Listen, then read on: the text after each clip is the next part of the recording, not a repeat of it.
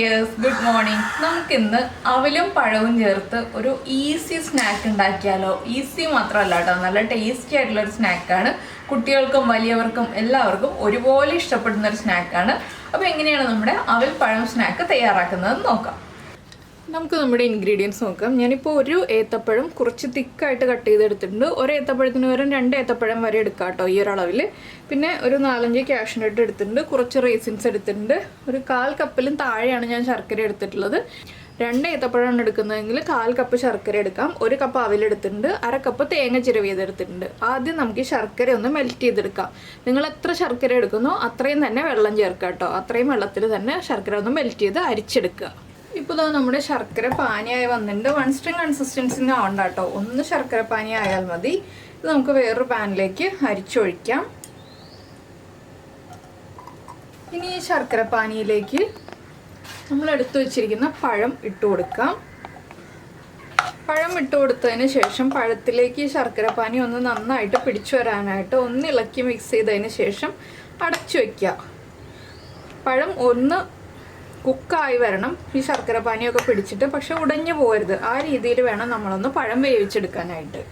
നമ്മൾ പഴം അടച്ചു വെച്ചിട്ട് ഒരു 2 മിനിറ്റ് ആയിട്ടുണ്ട്. ശർക്കര പാനിയൊക്കെ ഒന്ന് കുറുകി പഴത്തിലേക്ക് പിടിച്ചു വരുന്നുണ്ട്. പഴം ഉടഞ്ഞു പോയിട്ടില്ല കേട്ടോ, ഈ രീതിയിലായി വരണം. ഞാൻ ചെറിയ ഫ്ലെയിമിൽ വെച്ചിട്ടാണ് കേട്ടോ കുക്ക് ചെയ്യുന്നത്. ഇനി നമുക്കിതിലേക്ക് നമ്മൾ എടുത്തു വച്ചിരിക്കുന്ന അവിൽ ചേർക്കാം. അതുപോലെ തന്നെ തേങ്ങയും ചേർത്ത് കൊടുക്കാം.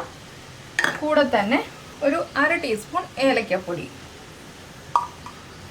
ഇത്രയും ചേർത്ത് കൊടുത്തിട്ട് നന്നായിട്ടൊന്ന് പഴം ഉടഞ്ഞു പോവാത്ത രീതിയിൽ ഇളക്കി മിക്സ് ചെയ്തെടുക്കുക. അവിലേക്ക് ആ തേങ്ങയും ശർക്കരപ്പാനിയും ഒക്കെ ഒന്ന് പിടിച്ചു വരണം. ലോ ഫ്ലെയിമിൽ വെച്ചിട്ട് തന്നെ ചെയ്യാൻ പ്രത്യേകം ശ്രദ്ധിക്കുക കേട്ടോ, ഇല്ലെങ്കിൽ നമ്മുടെ ശർക്കരപ്പാനി വേഗം വറ്റിപ്പോവും. മധുരം കൂടുതൽ വേണമെന്നുണ്ടെങ്കിൽ അതനുസരിച്ച് ശർക്കരപ്പാനി കൂടുതൽ ചേർക്കാവുന്നതേ ഉള്ളൂ.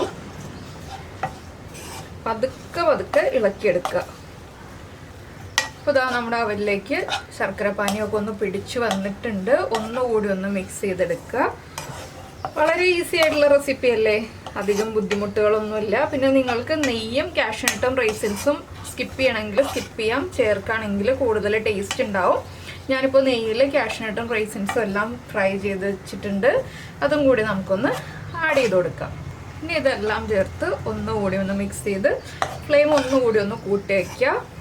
ഇത്രയേ ഉള്ളൂ, നമ്മുടെ വളരെ ഈസി ആയിട്ടുള്ള അവൽ ബനാന സ്നാക്ക് റെഡി ആയി കഴിഞ്ഞു. അപ്പോൾ എല്ലാവരും കുട്ടികൾ സ്കൂളിൽ നിന്ന് വരുമ്പോഴും അല്ലെങ്കിൽ കുട്ടികൾക്ക് പഴവും അവലും ഒക്കെ കഴിക്കാൻ മടിയാണെങ്കിലും ഇതുപോലെ ഒന്ന് ഉണ്ടാക്കി കൊടുത്ത് നോക്കിക്കോളൂ. നല്ല ടേസ്റ്റി ആയിട്ടുള്ള റെസിപ്പിയാണ്. അപ്പോൾ നമുക്ക് നമ്മുടെ അടുത്ത റെസിപ്പിയുമായിട്ട് അടുത്ത ദിവസം വീണ്ടും കാണാം.